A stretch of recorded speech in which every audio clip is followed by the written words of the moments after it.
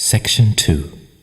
We've proceeded thus far without paying any attention to the former theory which makes the motive power a mechanical force generated by the beat of the heart and synonymous with pulsation. 4.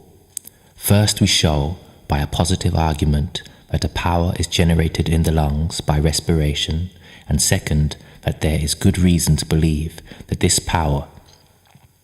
when the system is in a healthy state and in its natural, i.e. in an upright position, is sufficient to account for the force of the current found in the aorta and its branches, and as all calculations of the power of the heart and its contractions have been made by estimating the force of that current, therefore, if the chemical theory just advanced be allowed, the former mechanical one must, at least in part, be abolished.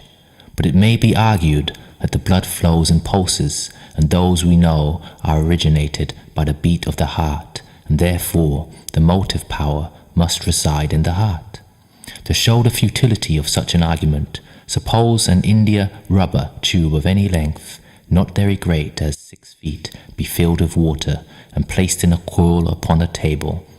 There would in this case be no current, but strike successively upon one end of the tube while you place your finger upon the other, and you will feel a pulsation seemingly simultaneous with the stroke.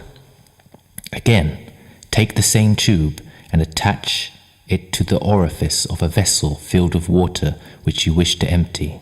Lay it along an inclined plane, and the water will flow through it in an equable current, more or less rapid as the plane upon which it lies more or less inclined. The force by which the fluid moves being that of gravitation, we here see that the pulsation and that motive power which produces a current are entirely different and exist separately. They may also exist in combination, for let the India rubber tube, which is carrying the current of fluid, be grasped by the hand near the orifice of the vessel in successive contractions of the fingers, a corresponding pulsation will be felt all along its course, and the water will pass on through it per saltum, like the blood in the aorta, and will issue from it in leaps. Yet in this case, if no valves are in the tubes, the successive contractions of the hand driving just as much of the fluid back as forward will add nothing to the motive power which produces and keeps the current. But suppose there had been valves placed along the tube, closing towards the orifice, then a contraction of the fingers upon the tube would have aided the motive power by adding, in a degree more or less slight, the force of impulse of that of gravitation. We conceive it to be a fact concerning the human system that the contractions of the heart aid in a similar manner the motive power which, after respiration begins, gives the first movement to the current of animal life, and without which it must cease. We do not, however, limit the office of that noble organ, the heart, to the adding of a little more moving force to the vital current, but consider that it furnishes the grand machinery by which the gates are hoisted that allow the tide of life to pass to its destination through its appointed channels. Its valvular system,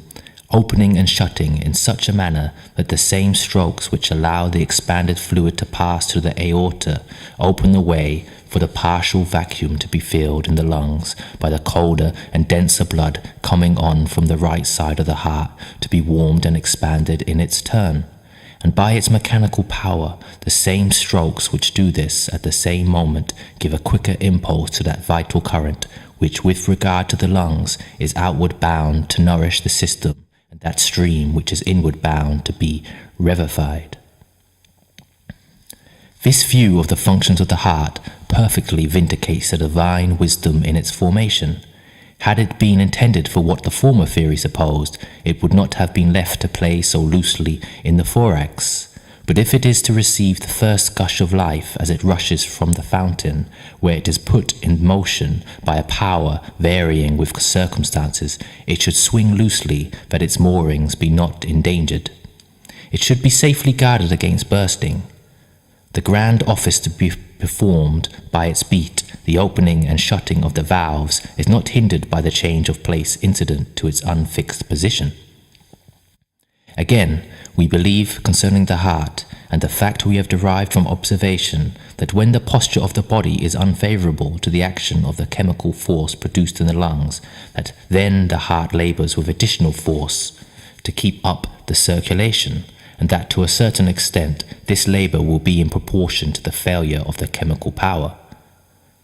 The expansive force will, we suppose, operate best when the trunk is upright. Indeed, we have reason to believe, from the evidence of facts, that this position being kept, circulation and warmth would continue, if the lungs were healthy. Should the heart cease to beat, or should its valves become ossified, while a recumbent posture under the circumstances would cause instant death.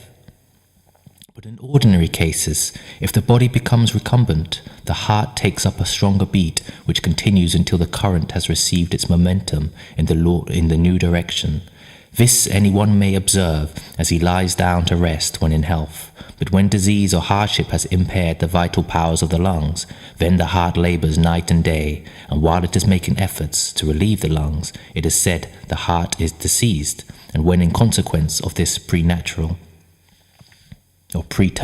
labour, its size and strength and power are increased, that the disease is not the loss of vital power in the lungs, but an enlargement of the heart. Actual enlargement of the heart is produced most commonly in this manner, and real disease, in which the heart by over-exertion loses its vital power. Its size increases, and its texture sometimes found on post-mortem examination so far decomposed that a finger may be thrust through its size as easily as through a mass of wet paper. In these cases, the patient before death is constantly kept up at night, and he dies instantaneously on declining from that position.